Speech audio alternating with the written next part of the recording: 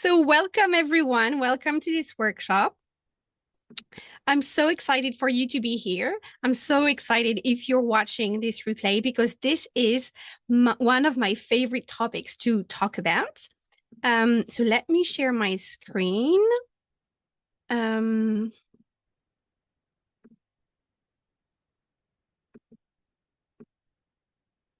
All right, let's get started. So this webinar is called 3 Skills to Life Balance. And as I mentioned, it's one of my favorite topics to talk about ever. I created this workshop. If you don't know me, my name is Dr. Deborah Lecor. I'm the founder of the High Achievers Club, where brains do more than achieving. I'm a recovering productivity nerd, a nervous system trainer. This is why this is a topic that I love. And I once bagged a cross friend for 6 months with my kids. So this is why also I'm very passionate about work-life balance. Other things that you might not know about me, I am the mother of beautiful twins. In the span of a few years, I actually had twins, was working and progressing my career. My mom had cancer. My mom died. I got burnout and a concussion. And so since then, I've been on this quest of this life balance quest. And I've tried all the methods. I've tried all the tricks, all the calendaring. And what I found is some are useful and some are useless, but none of them make a real difference if you don't have the foundational skills that no one teaches you, which is my goal today, is to teach you those skills. So after my concussion, I had to figure out how to regain life balance because I couldn't do anything for more than 20 minutes without resting. But I was also determined to have a bigger life. So all that to say, I'm not offering to you something completely theoretical. It's actually lived experience. So you are in the right place if you've tried all the things and all the tricks. If you've heard that it's all about the nervous system, which I kind of agree with, but also don't agree with. If you are pre or post burnout or concussion, if you're juggling work, family, and passion, if you feel like you're drowning, and if you think that balance is impossible, we're going to challenge that today. And of course, if you're seeking a clear strategy. So here is the plan for today. First, we're going to go over what is balance. I think it's very important to define balance in order to know what we're talking about. We're going to look at why people get stuck and in imbalance. Then we're going to talk about those 3 skills that I think are foundational to life balance. And then I'm going to talk about my program for support, and then we're going to do Q&A. So let's get started. And to get started, I'm going to share a quick video with you. Hopefully it works. But bear with me if it doesn't work straight away. This is a video. If you're a fan of Grey's Anatomy or Scandal, this is Shonda Rhimes, the creator of those shows. And she gave a graduation speech. So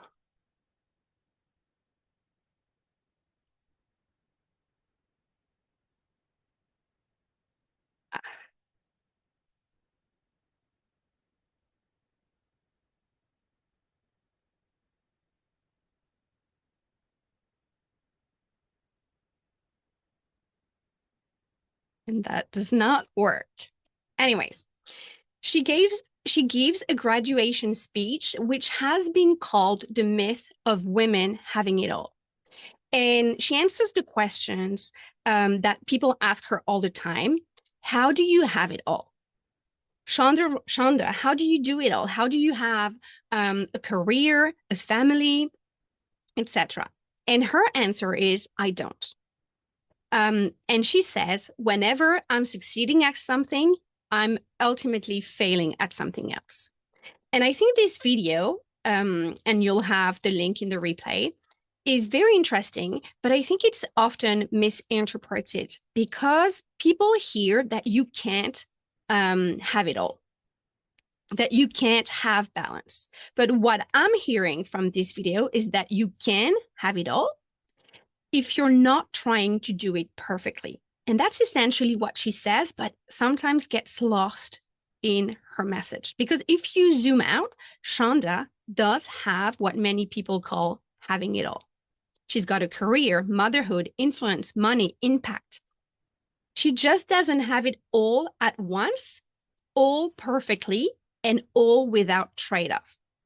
So if having it all means never making choices or never dropping the ball or never prioritizing or never disappointing anyone, then you can't have it all. But I think that definition is fantasy.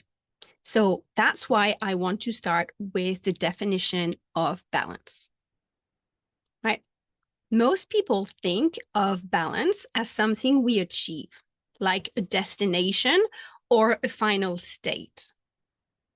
But if that were true, when one kid gets sick or when you have one bad deadline or bad night of sleep, then it wipes out balance. And so people think they don't have balance. So balance can't be a state. It has to be a skill set. And here is my definition of balance. Balance is the ability to take the brain and body through inevitable imbalance intentionally by managing your capacity. So it's the ability to take your brain and your body through the imbalance that life will bring to you anyways. Right.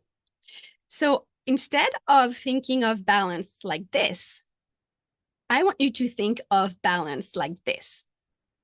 Think of a funambule or one of the circus acts where people are walking along a thread or a slack line, right? They don't walk across it without imbalance, right? What makes them go through to the other side is actually their ability to manage the imbalance. Because imbalance is inevitable. Life is going to life. What we have the power over is building the skills to manage the imbalance, right? And that, I believe, takes 3 skills, which I will talk about in a few minutes. But those 3 skills, they constitute what I call nervous system flexibility.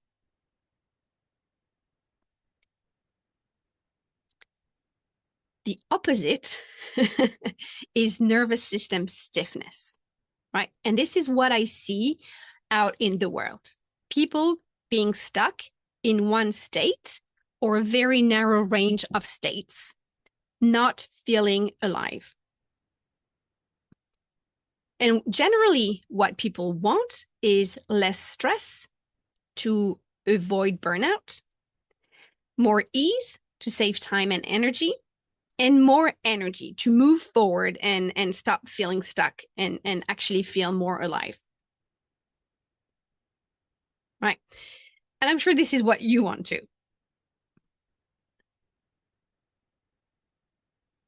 So I want you to take a minute and think of your life balance. And what is one thing that you want to try to create more balance around this week? Or one thing that's keeping you stuck and unbalanced? Okay, it's always better when we can think of something concrete that we're working on while listening to those things. So why do we actually get stuck? Why do we get stuck in imbalance?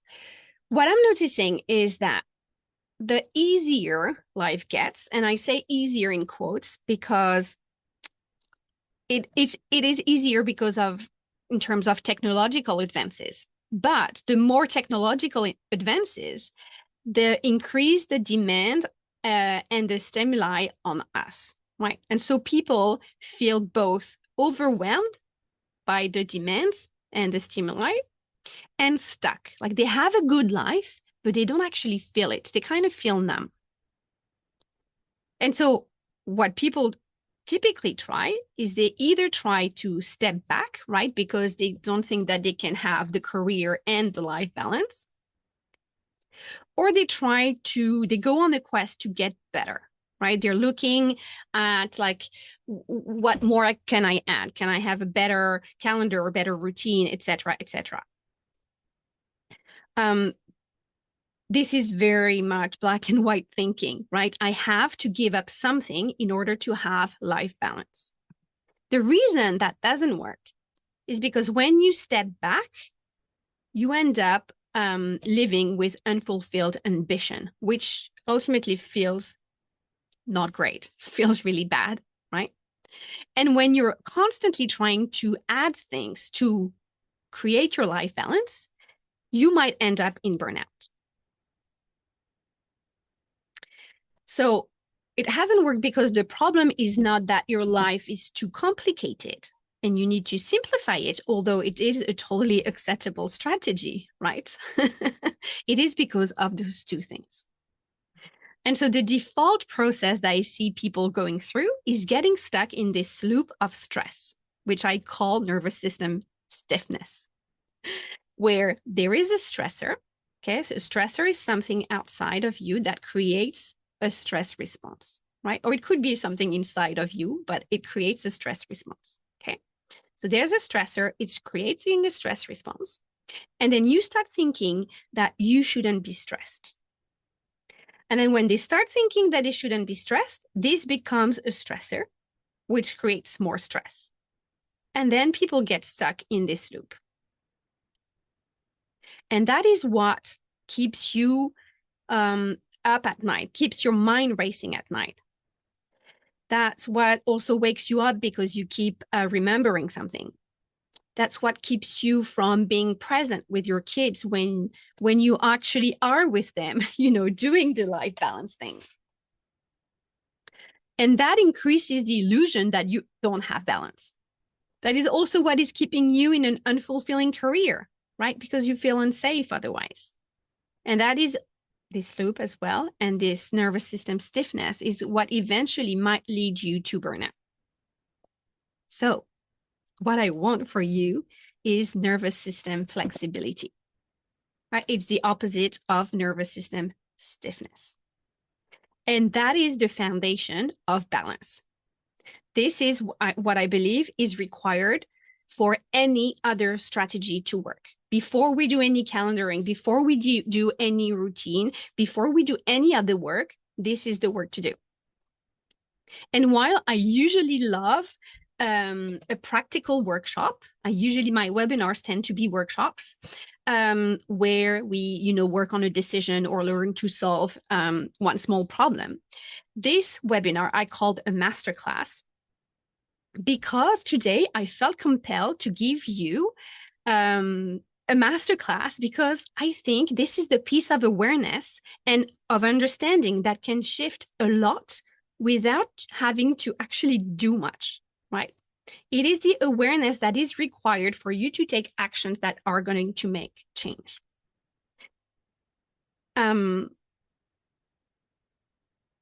Because I don't know if you know, but the three stages of learning are actually awareness, knowledge, and transformation. And so if you don't have that awareness piece, it's really hard to get the transformation.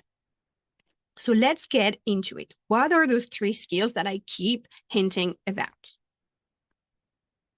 Here they are. The three. So in order for you to have nervous system flexibilities, you need to have those three abilities. The first one is the ability to regulate your nervous system.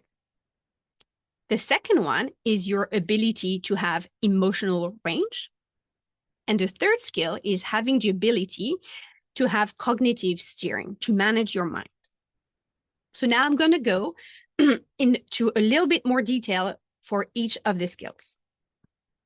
So skill number one, I mentioned, is nervous system regulation, right?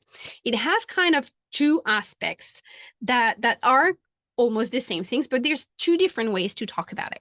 The first one is to talk about stress cycle. And I love seeing stress like this as a cycle because our bodies are designed to handle stress. and handle the cycles. The second way is that I like to present nervous system regulation is through this circle, which comes from my mini course called Coconut Chai for Your Nervous System, where I actually teach you practical things that you can do to regulate your nervous system. But before we get into that, I want to say that first, remember, I am a certified nervous system fitness trainer, right? And so I do believe that we need to take care of our nervous system, but I also think that sometimes we are being too precious about it. Now, I have some clients that are too reckless with their nervous system, right? And those ones, by my age, most likely have already burnt out. They're those people who never stop, who never rest, who are stuck in one mode. It's the do mode, right? But then I have another category of clients who are fixated on avoiding burnout, either because they've had burnout, like me, or they've had a concussion, like me, right? And so they're so fixated on avoiding that again that they avoid stress, and they are what I call too precious about activating their nervous system. And the problem with that is that it looks like you're constantly asking yourself how you are, have you slept, how is your energy, which is great in theory.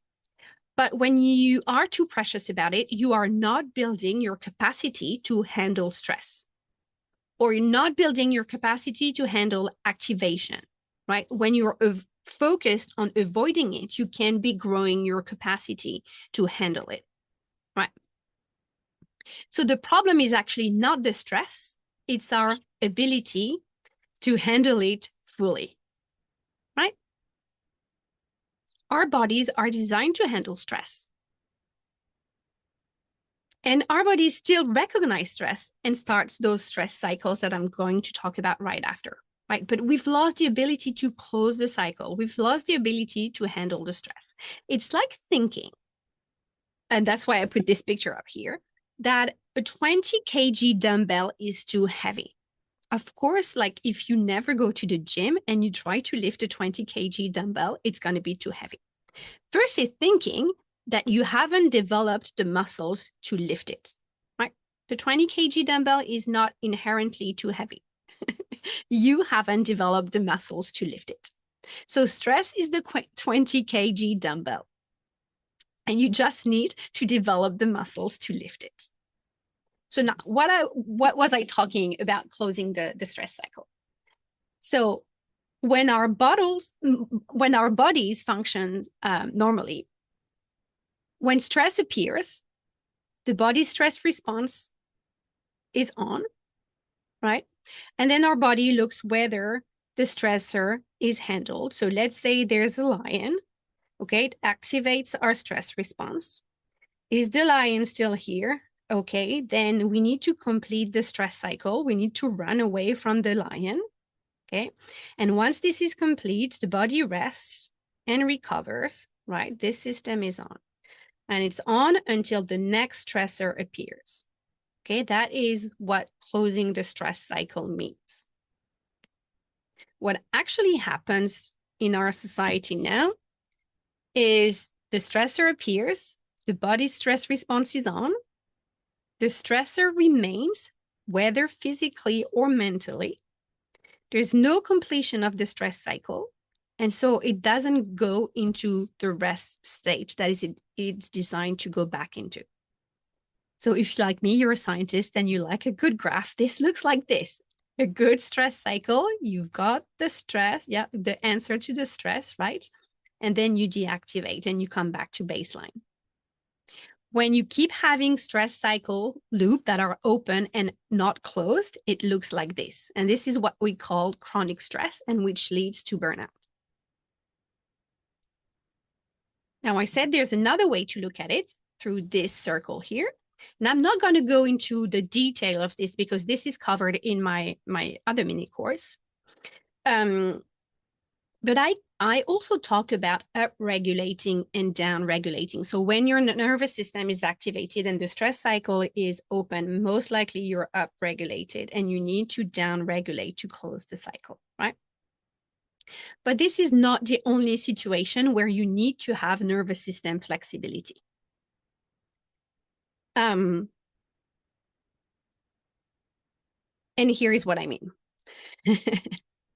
You could want to upregulate to have intentional imbalance because you want useful stress. So I'm going to give you a practical example. I have hypothyroidism, which means my nervous system and my whole body sits on the low energy side. So I should mention people naturally have nervous systems that sits either on the low energy side, the high energy side, or some people are actually pretty balanced, but they also need nervous system flexibility. Right. And I usually can tell by meeting the person where they are. And so usually we design a nervous system flexibility routine for them. So I know that I sit on the low energy side, right, which is also aggravated by my hypothyroidism. So when I want to take action and I want to intentionally have stress, because if you think about it, stress is also useful, right? If you're in a car accident and you need to take action, you want to have that stress response kicking in. Athletes have this, use the adrenaline from the stress response to perform, or artists as well, right? So there is useful stress. So when I want to take action, and when I want to feel balanced and when I want to maintain my nervous system flexibility, I need to intentionally bring up my system. And that's what I call regulating. So for me, it means like going, that's why if you follow me on social media, you'll see that I go regularly on runs. I don't run for hours. I run for like 20 minutes just to get this nervous system activation going, right? Or I need to do activating breath or something to activate and upregulate my nervous system. Now, you can also voluntarily want to downregulate your nervous system. And for a lot of high achievers, upregulating is not necessarily the issue. The most difficult part is to downregulate and rest. The most difficult is to let the emotion and the stressors go through so that they can close the loop and rest. So this is another thing that I work on with my high achievers. All right, so this just gave you an overview of the first skill and what I mean by nervous system regulation. The second skill that's part of nervous system flexibility is what I call emotional range. So I wrote E-range because there's no space and I wanted to be cheeky. But skill number 2 is the ability to have emotional range. And what I mean by that is simply the ability to experience emotions. Because sometimes in our past, we've experienced certain emotions that felt unpleasant. We might have developed mechanisms to avoid those emotions, or we haven't, but we know that these are too painful, so we numb ourselves or we avoid situations where we're going to have those emotions. So typically, we avoid what we've labeled bad feelings. Like, I don't want, for some people, it's uncertainty. So I don't want to feel uncertain. So I'm not going to put myself in positions where I have to make decisions. Or maybe I'm going to make a decision, but then I'm going to hide away and procrastinate on this decision because I want to numb the uncertainty. For some people, it's going to be disappointment. I don't want to feel disappointment, so I'm not going to ask someone for something, right? Or I will, but then I will numb when the disappointment happens. And the problem with that, the problem with avoiding feeling those emotions is that we lose our emotional range. We think we are avoiding the bad feelings, but really what we're doing is narrowing our emotional range. And so to visualize that, I like to use the image of a pendulum. When I restrict the bad feelings, let's say the bad feelings are here, right? So if I'm only willing to feel this bad, I'm only going to be able to feel this good, right? If I want to feel this good, I need to be willing to feel this bad, right? So for some people, bad will be uncertainty, disappointment. For some people, it will be anger. I know for me, it was anger. For some people, it would be sadness. And this is why so many people that come to me into coaching, they actually have pretty good lives. They have pretty good jobs, but they don't feel good. They don't feel the aliveness they thought they would have when they get all those things, because their emotional range is very narrow. They feel a little bit numb and then they feel guilty for not feeling better. So this is sometimes why you can't appreciate time with your kids. This is why you can't celebrate or appreciate that promotion you just got. This is why you can't appreciate the good moments you have with your partner. So if this is you, know that it is common and it can change. So that's skill number 2, emotional range. And then skill number 3 is what I call cognitive steering. Right. And I do want to take a little bit of time here to stress something that maybe you haven't really heard or considered before. And that is most likely the point of difference, my point of difference with other coaches. You might be expecting me to tell you to change how you breathe, and I would in a different context, or to do these movements. And again, that I mentioned, this is what I do in the mini course that I mentioned. But before we do any of that, I want you to understand that really there are 2 main ways you can have a more flexible system. The 2 ways are, surprise, surprise, either through your body or through your mind.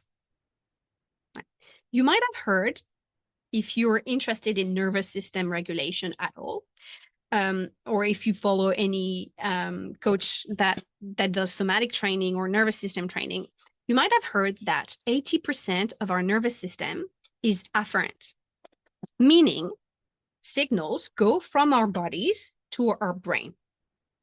And this is why somatic and nervous system teachers like me will tell you to regulate your body. And that is completely true. In fact, for me, the easiest way to start in coaching, having had loss, having had burnout and a concussion, my brain was completely saturated. And I needed to regulate my body to regulate my nervous system because I could not process things at the time. And that being said, once I had that bridge, I made the most significant changes and progress by working on the other thing that influences your nervous system, which is your brain and how you think. And here is why. I actually came across a journal paper, a scientific paper, which we're not going to go into the details. It's called Predictive Codes of Interoception, Emotion, and the Self. It's a 2014 paper, so not that old. And here is what it says. Basically, your brain does not passively read your body, right? It's not waiting for the signal to come up. It's constantly guessing what's going on inside you and then updating that guess or changing the body to reduce the mismatch, right? So instead of waiting for the raw signal and then reacting, the brain sends top-down prediction. What should my body feel like right now? And compares them to the bottom-up signal. What is my body actually signaling? This is why I think the most potent work is done in combination of body and mind, which we all know intuitively, right? So let's look at that model. So what it's telling us is that when there is a stimuli, right, or a stressor, something that happens, but we're going to call it stimuli because stressor happens really in the brain. A stimuli, okay, it goes through your brain, your nervous system, and your body nervous system. Your brain makes a prediction. It compares it to the autonomic response that is felt. So the autonomic nervous system is part of your nervous system and is automatic, as it's named. So it's comparing, is my heart rate up, my breathing up, right? And it compares that to the brain prediction, and then it gives your body a reaction. It adjusts the body. It used to be that the stimuli was a lion. I'm going to be eaten. So I'm preparing to run. And then I run and hopefully I escape the lion. Nowadays, it's a meeting. Oh, I'm going to blow it. So you're actually also preparing to run or hide. And then you run or hide. And then what do you know? You blow it. This is very similar to what we call the cognitive model. The cognitive model is what I teach my client to have cognitive steering. It's widely used in coaching, and it is also the basis of cognitive behavioral therapy. And we just use different words. We say that there are circumstances out in the world, like a meeting. And then there's a thought created in our brain. So kind of like a prediction. No, I'm going to be eaten. What dictates what is going to be the thought or the prediction is the filter that's in between, right? Your nervous system or your brain, which we call the self-concept. The self-concept is everything that makes you, your memories, your values, your belief, your programming, right? And the role of the self-concept and that filter is to generalize, delete, and distort because there's so many stimuli, so much information that it needs to sort it out, right? So there's something happening out in the world. It's filtered through your self-concept to create a thought or a prediction, right? It creates also a feeling in your body. And based on this thought-feeling combination, you're going to take action that are going to create your results. What we know from coaching is that usually whatever you are thinking here is going to show as your result. And this is the basis for cognitive steering work. So this is it for skill number 3. So in summary, what I believe the 3 essential skills for life balance are the 3 skills that constitute nervous system flexibility. So really, it's just one skill with sub-skills. The one skill that you need to develop is nervous system flexibility, the ability to regulate your nervous system, the ability to have emotional range, and the ability to steer your brain, to manage your mind. So as I mentioned, today, was heavy on information. And this is because of the 3 learning stages, right? To really learn something, we need first to create awareness that becomes knowledge through reflection. And then knowledge becomes transformation through experience. Typically, in a coaching container, you will go through those 3 stages, right? So usually webinars and workshops focus on one way to take knowledge you already have and turn it into a quick transformation. But today I really focused on creating that awareness, that base layer, because I believe this is why people are struggling to turn knowledge, any tool, into transformation. It's because they don't have that awareness layer. In a coaching container, we'll go through all the layers all the time, every week. And so if this is what the kind of work that you want to do, I want to invite you to join the High Achievers Club. This is what we do inside the High Achievers Club, which is my individual one-on-one coaching program where we meet weekly for 6 months. It is designed for high achievers and people with dreams of a bigger life to improve their life balance, their stress level, their confidence, and their leadership. And also their relationship. So every week we go through that pyramid, we create the awareness, which becomes knowledge. And then you spend the rest of the week experiencing it. And then you come back the next week, we evaluate, we create more awareness, and this is how you get the transformation you want. It is for you if you are busy. I teach all my clients the time-saving system. If you're busy and floating through life, in the time-saving system, I teach you how to make big and small decisions, how to reverse engineer your goals, get finally good at planning, and of course, overcoming procrastination. And this is what we did with Sam. Sam came to me. It's like, Deborah, I'm a procrastinator. I need you to help me. Now, he had a few businesses. He actually had 3 businesses. But he called himself a procrastinator. He kind of was, because he inherited one of the businesses from his dad after his dad passed away. And so he had pulled all of his goals and dreams aside to keep the business going, to support his family. He had grown the business 10 times, but he knew it was time for him to go after his dreams.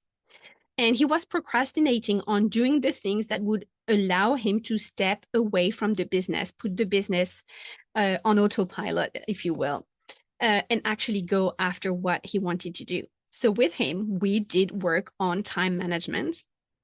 We also worked on his identity, his emotional flexibility, and he ended up going abroad and do an MBA, which had been a dream of his for a long time. It is also for you if you're a high achiever and if you have overwhelm, because I teach the stress reset, which is where I teach nervous system flexibility, where we go more in depth with nervous system flexibility, and where also we talk a lot about capacity. Capacity is another topic that I love coaching and talking about, because I think most people think of capacity as something fixed, when I know that it's something that you can grow and even expand, because I was at one time, I had very low capacity after my concussion, and I managed to grow it back enough to have this business. And this is what we worked on with Dani. Dani is a financial advisor and a mother of 2. And when she came to me, she had overwhelmed almost every day. So we worked on building her confidence, her self-trust, as well as time management. But here again, this was based on the foundation of nervous system flexibility. Can I feel the overwhelm? Can I regulate? Can I steer my brain where it needs to go?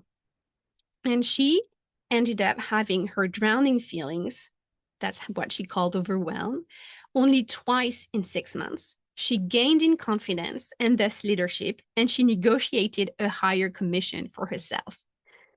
Right? She said it had tremendous impact on her life and that she got clarity and real actionable solution.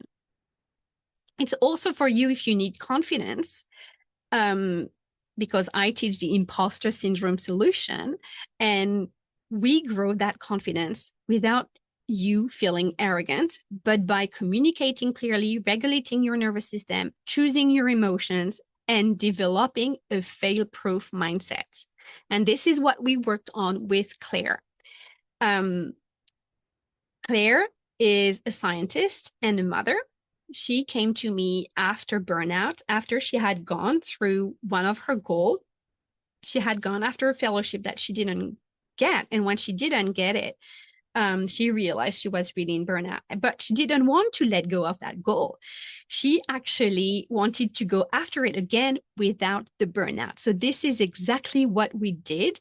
We worked a lot on recovering from burnout, not going into burnout, and growing her confidence. So obviously we also did all the nervous system flexibility work, and also worked on her ability to fail and learn from failure, and growing that confidence she needed to get the fellowship. And so she actually, this year, she got the fellowship without the burnout. It is also for you if you feel numb and resentful, especially in your relationship, because I teach the healthy relationship standard. And I could see a lot of people that could handle their career or their business if they didn't lose so much energy at home in their relationship. Because a lot of time people tell themselves that, oh, my business is too much or my career is too much. But really it's because they're struggling at home, and so they're not resting at home. When they're at home, they're managing their relationship. When they're at work, it's still on their mind, so it takes so much energy away from their goal. So I've seen it over and over where the relationship drags the career and the business down, and vice versa. And this is what we worked on with Nikki, who hadn't realized how negative her brain had become. She's an engineer who didn't identify as such because she's a creative. And she came because she felt burnt out. And she thought it was because of work and because she was working too much. What we found instead is that she was going home and couldn't really relax because of the tension in her relationship. So we coached on rebuilding the relationship first. She learned to regulate so that she could have the hard conversation. She learned cognitive steering to also have those conversations and not make assumptions about her partner and his reactions, and expanding her emotional range.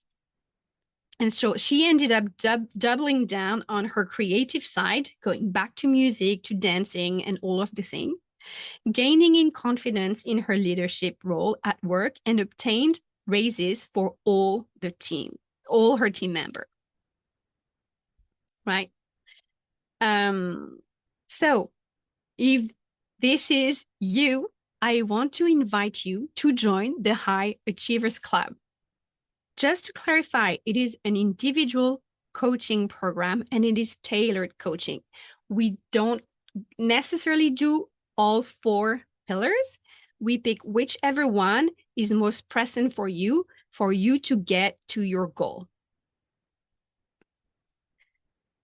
So it's not because I have a framework that we don't adapt. It's because I have this framework that we can adapt. We actually pick and choose what you need in the moment. If you're interested in joining the High Achievers Club, use this QR code to get into, or email me to get into my calendar. It all starts by doing a 90-minute consultation where we go over your specific, and I tell you what I think the steps are and where we would start the coaching. I'll also tell you if I can't help you, but it's unlikely if you're here today. So in 6 months, you could not even remember how you used to think. And the reason I know that is because a couple of weeks ago, one of my current clients, who's almost at the end of his package, came to the coaching session, and said, well, actually everything's going really well this week. I don't know what to coach on. And so he said, well, maybe we could have a review of the last 5 months. I said, okay, let's do that. And we did, we talked. And at some point I asked him, do you remember what we coached on the first month together? How you were wanting to learn how to love yourself and how to support yourself, etc. And he said, no, I can't even remember thinking like this. And so I want to say, this is what's available to you. right? You could not even remember how you used to think. So if you're like, I want to do this, but I don't know, I want to give you a fun incentive. I've created a 76-hour bonus. It used to be a 48-hour bonus, and then I realized I do workshop on Thursdays and I don't check my emails on Sundays. So what's the point? Let's make it a 76-hour bonus for the first 10 people to book and attend a consultation. You will get my mini course, the coconut chai for your nervous system, which I talked about in this webinar, where I teach you the the 6 different nervous system states, and how to go from one state to the other, how to upregulate, downregulate, depending on what you're feeling. Now, we still have a little bit of time for questions. So I thought I would go through the frequently asked questions. One of them is that I get all the time is, what's the difference between therapy and coaching? And the short answer and the generalized answer, right? Because every coach and every therapist is going to be different. But if I were to give you a framework, this would be it. Therapy tends to focus on surviving and answering the question, why am I stuck? Where coaching is more focused on thriving and focused on answering the question, how do I move forward? Right? I use this yin yang sign because, of course, there's a little bit of coaching in therapy and a little bit of we're going to look quick, like we're going to acknowledge your past in order to move forward. Right. But generally speaking, therapy is more appropriate if you have a mental health disorder, if you need intervention, or if you've never vented or processed a trauma. If you want to be talking about the trauma at length, therapy is more the place to be. If you want to move forward from this and you've already vented, then definitely coaching is for you. Coaching is more appropriate before and after dysfunction, before and after burnout, for example. It's good for prevention and recovery and for acting and moving forward. Now, they have similar level of improved well-being either way, but whatever modality you choose, know that the number one factor of success for either modality, it's what's called therapeutic alliance. And therapeutic alliance is a complicated word, just to say the relationship you have with the therapist or the coach. That is the number one factor that's going to affect the outcome of the coaching or the therapy. The other question that I get asked very often is, how do I know if I'm burnout or on my way to burnout? And so if you looked up the symptoms for burnout, they're very easy to find on the internet. What I did is I made 3 big categories. There's one category on your emotional well-being, right? And one way to know that if you are nearing burnout is if you feel emotionally numb. One symptom is that you have this numbness. You have constant fatigue or overwhelm. You feel defeated. You have a loss of motivation and purpose. You have cynicism and emotional detachment. So generally speaking, you feel emotionally numb. The other category is your behavior, and generally you will be feeling avoidant. So you procrastinate, have low productivity, withdraw from other, cope with food, alcohol, or screens, or whatever. And you're trying to skip or you dread going to work. And then the third category of symptom is physical. And physically, you generally feel drained or ill. You have headaches, muscle tension, sleep and appetite changes, frequent cold or illnesses. That is a big sign. And you're drained even after rest. So if you are wondering if you are on your way to burnout, the answer is most likely yes. If you have identified this in other, the kind thing to do is to let them know. Because I remember when I was burnt out, it was not on my radar at all. Because I think high achievers think of burnout as not being able to get out of bed. when actually it's those symptoms. And that's why I talk so much about feeling alive and aliveness, because to me, it is the opposite of burnout. It's the opposite of being numb. It's the opposite of being avoidant. It's the opposite of being drained. Hello, Yes? I have a question. This is Yes? Amandine. Yeah. My question was regarding what is the difference between burnout and depression, or is depression part of the burnout, or is it another stage? Hmm. So burnout, I think depression will have physical symptoms, but depression is considered a mental illness, right? So we're falling into the mental disorder category. I don't know that burnout is considered a mental illness. Okay, thank you. Yeah.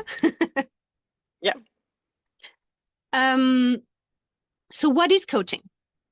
Because some people are like, what are we going to do during those sessions? And the easiest way to put it is that we're going to have a powerful strategic conversation. So it just looks like a normal conversation on the outside, right? But obviously, I'm pulling in different techniques that I learned in different coach training.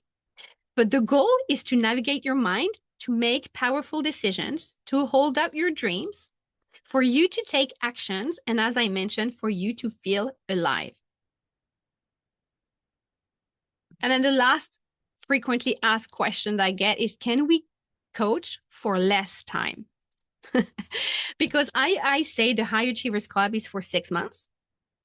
And people are like, well, can we coach for 3 months or every other week? And so my question is, yes, you can, but probably not with me, because I've tried all of this in the last 5 years, but now I'm committed to offering what I believe provides the best outcome. And I believe this is to be weekly sessions to get momentum, and that we need 6 months so that we get to go up through the ups and downs. Where is my, yeah, thing? Through the ups and downs that are going to happen throughout the coaching journey. And I actually have a client, the same one actually, who couldn't remember how he used to think at the beginning of coaching. He asked me initially if we could work together only for 3 months. And after a few months, he actually thanked me um, for not letting him do 3 months because he could see what I was talking about. So if this is you, I again want to invite you to join the High Achievers Club. It is 6 months, it is weekly coaching, and all you have to do is follow this QR code, look at my calendar, and find a time that we can talk together about your specific goals and dreams. Any other questions? No. Okay. I'll take that as a no.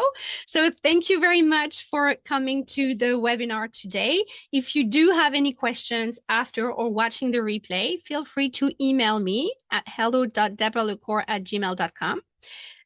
You can go to my website, and these are all of my social media. I'm on Instagram, on LinkedIn, and on Facebook, but I am most active on LinkedIn. Thanks again for joining, and I'll see you later. Bye.